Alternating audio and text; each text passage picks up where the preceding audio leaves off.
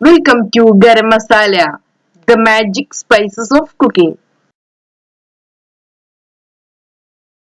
പപ്പായ അച്ചാർ. ഇനി നമുക്ക് പപ്പായ അച്ചാർ തയ്യാറാക്കിയെടുക്കാം.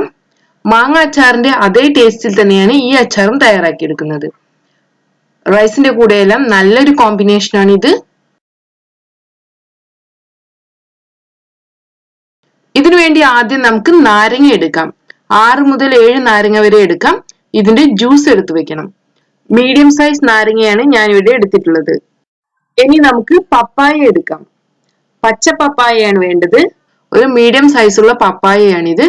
ഇതിന്റെ സ്കിന്നെല്ലാം പീൽ ചെയ്തതിനു ശേഷം മാങ്ങയെ പോലെ ചെറുതാക്കി മുറിച്ചെടുക്കണം. ഇനി നമുക്കിതിനെ മാരിനേറ്റ് ചെയ്തെടുക്കാം. നമ്മൾ നേരത്തെ മാറ്റി വെച്ചിട്ടുള്ള നാരങ്ങ നീര് ഇതിലോട്ട് ഒഴിക്കാം. ഇനി ഇതിലോട്ട് ആവശ്യത്തിന് ഉപ്പ് കൂടെ ചേർക്കണം.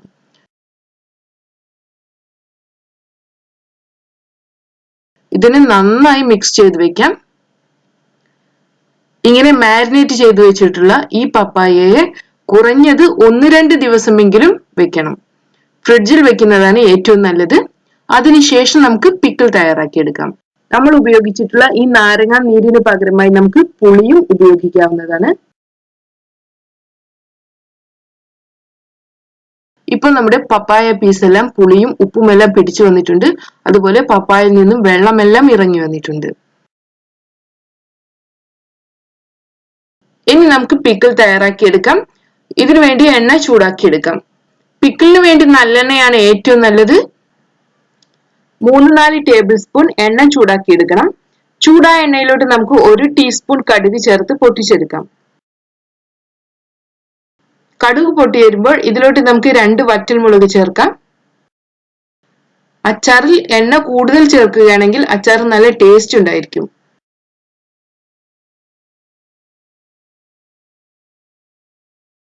അടുത്തതായി നമുക്ക് കുറച്ച് കറിവേപ്പില കൂടെ ചേർത്ത് കൊടുക്കാം.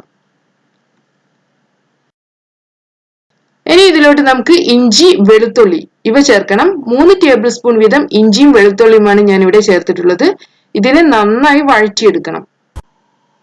അടുത്തതായി ഇതിലോട്ട് നമുക്ക് 1/2 ടീസ്പൂൺ മഞ്ഞൾപ്പൊടി, 1/4 cup home made pickle powder ഇവയാണ് ചേർക്കേണ്ടത്. ഹോം മെയ്ഡ് പിക്കിൾ പൗഡറിന് പകരമായി 1/4 കപ്പ് മുളക് പൊടിയും 1 ടീസ്പൂൺ ഉലുവ പൊടിച്ചതും 1/2 ടീസ്പൂൺ കായവും ചേർത്ത് കൊടുത്താൽ മതി. നമുക്കിതിനെ നന്നായി വഴറ്റിയെടുക്കണം. ഇനി ഇതിലോട്ട് നമ്മൾ നേരത്തെ മാരിനേറ്റ് ചെയ്ത് വെച്ചിട്ടുള്ള പപ്പായ ചേർക്കാം. നമുക്കിതിനെ മസാലയുമായി നന്നായി മിക്സ് ചെയ്യാം.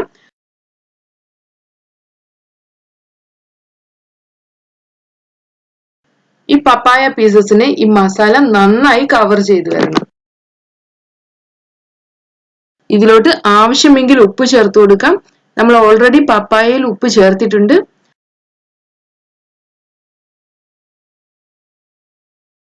അവസാനമായി നമുക്ക് ഇതിലോട്ട് 1/4 കപ്പോളം വിനാഗിരി കൂടെ ഒഴിക്കാം. നമുക്കിതിനെ നന്നായി ഒന്നുകൂടെ മിക്സ് ചെയ്തതിനു ശേഷം നമുക്ക് ഫ്ലെയിം ഓഫ് ചെയ്യാം. ഇത് തിളച്ചു വരേണ്ട ആവശ്യമില്ല. തണുത്തതിനു ശേഷം നമുക്കിതിനെ ഒരു എയർ ടൈറ്റ് കണ്ടെയ്നറിലോട്ട് മാറ്റാം. ഇങ്ങനെ നമ്മൾ തയ്യാറാക്കി വെച്ചിട്ടുള്ള ഈ പിക്കിളിനെ 4-5 ദിവസത്തിന് ശേഷം നമുക്ക് ഉപയോഗിക്കാം. Thanks for watching.